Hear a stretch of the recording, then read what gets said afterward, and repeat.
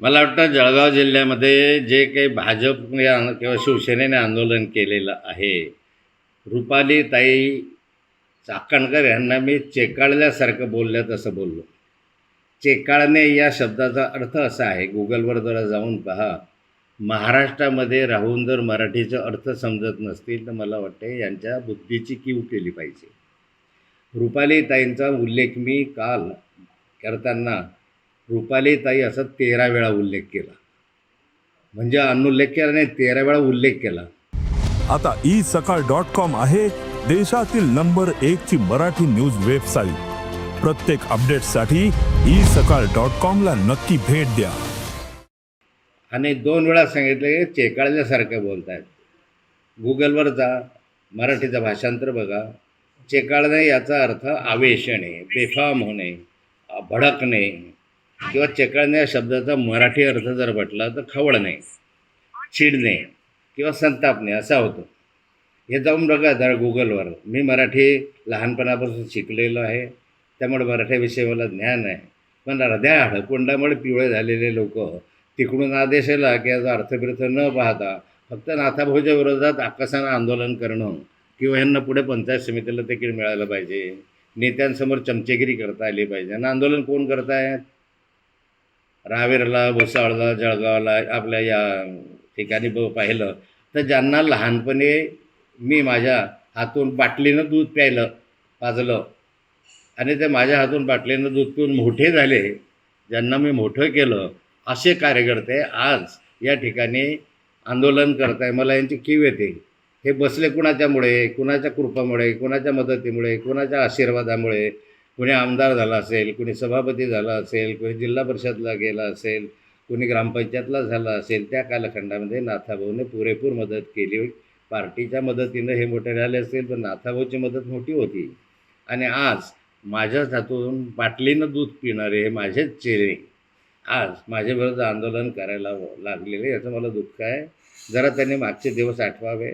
नाथाभाऊच्या बरोबर कशा रीतीने राहत होते, कशी माझे चमचेगिरी चाटूगिरी करत होते, जरा लक्षात घ्या. आणि मग आंदोलनाच्या संदर्भात जरा चिंतन करा की या चेकाळलेला शब्द कशाला म्हणतात. एवढी जर अक्कल नसेल तर कुणीही सांगतो ना आपण आंदोलन करावं. याचा अर्थ असा नाही. रुपाली ताईंचा मी आदरानंच 13 वेळा उल्लेख केलेला आहे. रुपाली ताई इथं माझ्या फार्म हाऊसला येऊन गेलेल्या आहे. माझ्याकडं त्या जेवण करून गेलेल्या आहे. ज्यावेळेस त्या होत्या तर माझ्या मुलीसारख्याच आहे. मी काही अशासाठीनं बोललेलं कुठे महिलांचा हे केला, आदर केला, अनादर केला नाही. तुमच्या बुद्धीची कीव करावी वाटते की या शब्दाचा तुम्ही अर्थ वेगळा केला, कारण तुमची बुद्धी त्याच दृष्टीनं चालते. लोढाच्या विरुद्ध का आंदोलन केलं नाही? गिरीश महाजनांचं नाव लोढाने सरळ सरळ घेतलेलं आहे, त्याच्याविरुद्ध का नाही आंदोलन केलं की आम्हाला गिरीश महाजनचा याला जोडे मारू असं का नाही केलं? याच वेळेकडे फोटो दाखवले, त्यावेळेस का आंदोलन केलं नाही? मग त्यावेळेसच आता तो जयकुमार गोरेनं सगळा उघडा नंगा फोटो टाकला होता, त्यावेळेस का आंदोलन केलं नाही? ज्यावेळेस आपला हा मंत्री यवतमाळचा, त्याने त्या ठिकाणी 2-4 बायकांच्या संदर्भातले संबंध प्रस्थापित केले, त्याबद्दल का तुम्ही बोलले नाही? कारण हे याच्यात बोलणार नाही आहे, ते या विशेष फक्त बोलण्यासाठी आहे. चेकाळणे या विषयाचा अर्थ जरा समजून घ्या. आणि माझ्या बाळांनो, जरा नीट वटणीवर या. नाथाभाऊचे दिवस आठवा. आज या संदर्भामध्ये हे करणं किती चुकीचं आहे जरा याचं चिंतन करा. अरे तुम्ही माझेच बाळ होते, रोज माझ्या हातून बाटलीनं दूध प्यायचे, आता जरा मोठे झाले, एवढाच प्रश्न आहे. आता लोढाच्या विरुद्ध आंदोलन करा. हो, विरोधी पक्षाचं असं म्हणणं आहे की आपण जावयाची बाजू घेऊन बोलत आहात. मी कधीही जावयाची बाजू घेऊन बोललेलो नाही. मी पहिल्या दिवसपासून सांगितलेलं मग जावयाचं समर्थन करणार नाही. हे तर पहिल्या दिवसचा प्रश्न आहे की जावयाचं समर्थन करणार नाही. जर त्याने चूक केली असेल कोर्टामध्ये सिद्ध होईल. पण या संदर्भामध्ये जे काही चाकणकर रुपालीताई बोलत आहे त्याचा काही आधार आहे का? एक मुलीने यावं आणि म्हणावं की माझा लैंगिक छळ झाला, मला जबरदस्तीनं माझ्यावर बलात्कार केला, माझ्या जबरदस्तीने फोटो काढले, मला जबरदस्तीने या ठिकाणी डांबून ठेवलं, असं कुणाची तरी तक्रार पाहिजे की नाही? मग जर कुणाची तक्रारच नसेल तर त्या ठिकाणी मी काही समर्थन करत नाही. पण कायद्याच्या दृष्टिकोनातनं ते पर्सनल आहे, ते प्रायव्हेट आहे. सहमतीनं जर एखादं झालं असेल तर तुम्ही काय म्हणता, तुम्ही काय सांगू शकता त्याच्यामध्ये? हां, बस जबरदस्ती झालं असेल तर मग ह्या सगळ्या गोष्टी येतात पुढे. आणि हे असेल, सहमती असेल की कोणतंही असेल, तर हे करणं गैर आहे, समाजाच्या दृष्टिकोनातून घातक आहे. परंतु एखाद्याच्या विषयी पूर्णपणे पर्सनल असताना अजून कोणत्याही महिलेनं म्हटलेलं नाही की माझ्यावर बळजबरी झाली, मला जबरदस्तीनं नेलं, माझ्यावर बलात्कार केला, या क्षणापर्यंत तरी पोलिसांकडे ते आलेलं नाही. आणि म्हणून व्हाया रुपालीताई या माध्यमातून हे वारंवार काढतात. माझा काय संबंध आहे आता? जावयाचं नाव नेहमी काढतात, नाथाभाऊचा जावई आहे, जावई खरी आहे.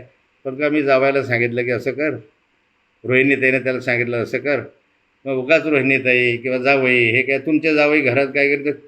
तुमचा मुलगा घराच्या बाहेर गेल्यानंतर काय करतो हे तुम्हाला समजतं का? दारू पितो का, रंडीबाजी करतो का, ड्रग घेतो? बाहेर गेल्यावर कोण काय करतो हा त्याचा पर्सनल प्रश्न आहे. काय आम्ही सांगत नाही त्याला, बाबा रे तू असं ड्रग घे बरं, पोरींना बोलवून असं करायचं, हे काही नाथाभाऊनं शिकवलेलं नाही आहे.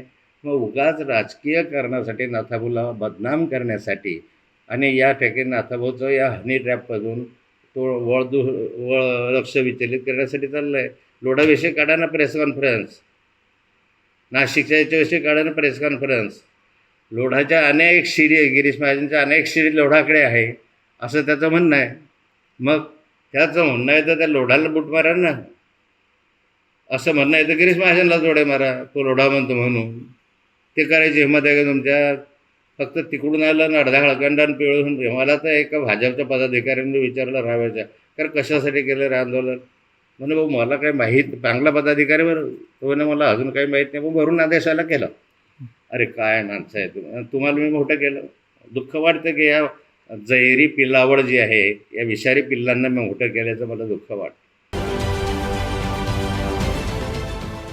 देश विदेशातील प्रत्येक घडामोडींचे लाईव्ह अपडेट मिळवण्यासाठी आता साम टीव्हीच्या सर्व सोशल मीडिया प्लॅटफॉर्मला लाईक, फॉलो आणि सबस्क्राईब करा. तसंच सर्व नोटिफिकेशनसाठी बेल आयकॉन प्रेस करायला विसरू नका.